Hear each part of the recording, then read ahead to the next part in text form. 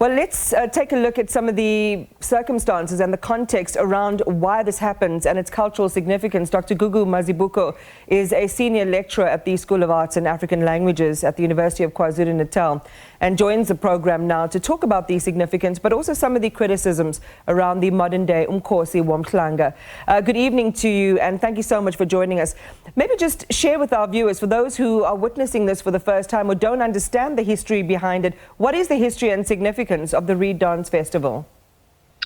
Good afternoon, Imani and SABC viewers.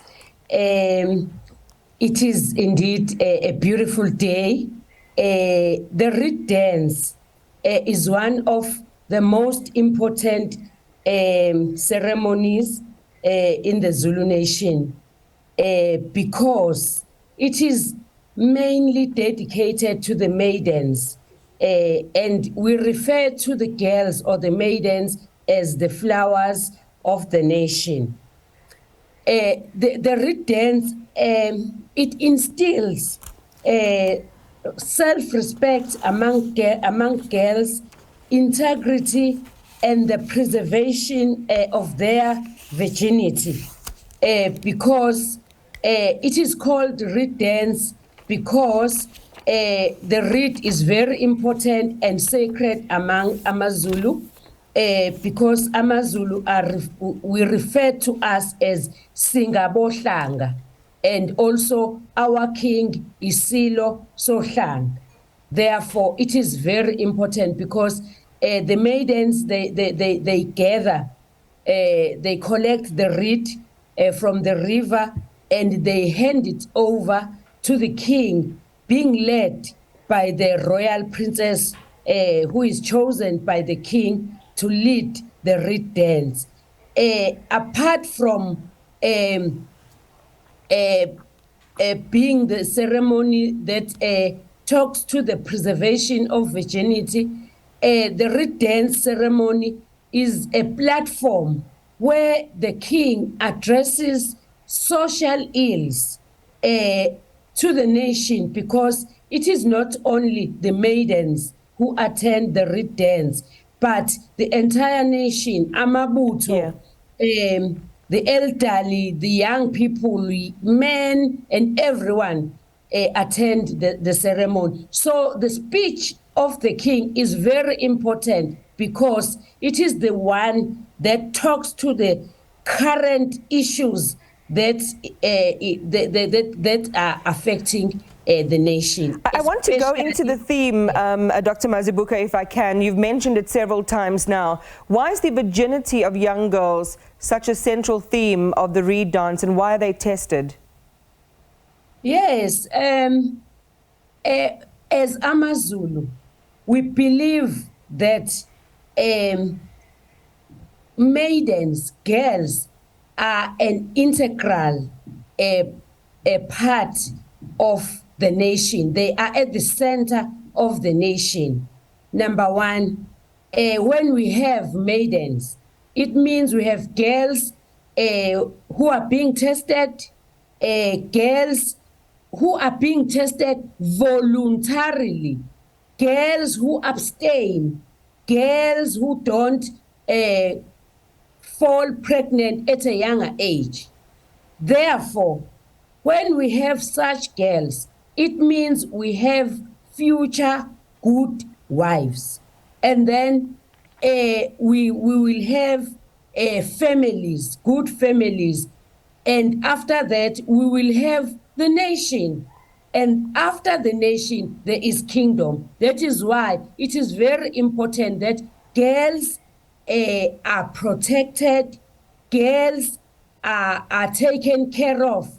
But it is not only girls, because young boys as well are also taught how to protect women, and even older men. They are also being taught to protect women, to make sure that women are not,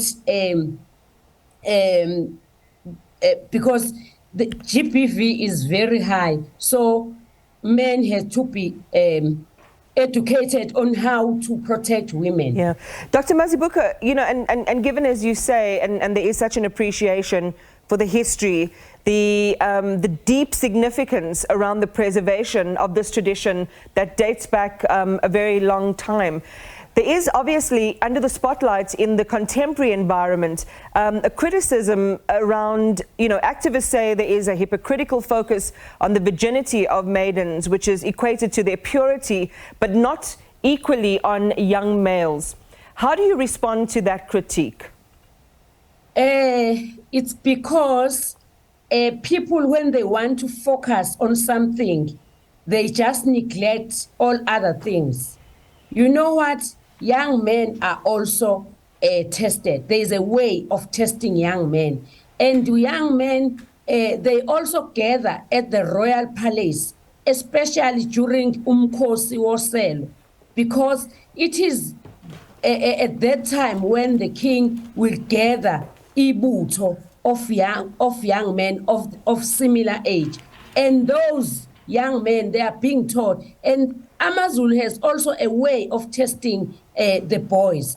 But because people would like to focus on the issues of hygiene, on the issues of violation of girls' rights, and they must also remember that no girl is forced to be tested, but it is the pride of all young girls to be tested. They ask for themselves because they want to remain virgins until they get married.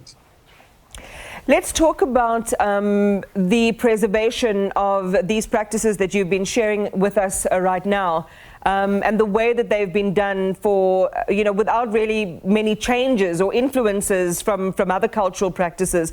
Do you believe that there is an opportunity for the evolution of any aspects of the reed dance in contemporary society, especially against the backdrop of some of the criticisms I've already placed to you, but also some of the additional criticisms that this has the potential of placing these young maidens, you know, or creating a risk for them from sexual predators, older men even? I believe there will be. I'll just make an example with the circumcision. Zulu boys were once circumcised, but when King Shaka took over, there were quite a lot of wars, and therefore the circumcision of boys was stopped at that time because young men had to go to war and defend the nation. However, when this circumcision came back, the late Zulu King Goodwill Zwelithini worked with the Department of Health and the medical male circumcision was supported by the Department of Health, working hand in hand with the Zulu King, the late Zulu monarch, King Goodwill Zwelithini. Dr. Mazibuko, yes. Thank you very much for your time this afternoon. We're out of it, but we appreciate the insights that you've shared with us. And I'm sure there's a lot of discussion around this particular event, and so we appreciate your insight. UKZN Senior Lecturer at the School of Arts and African Languages.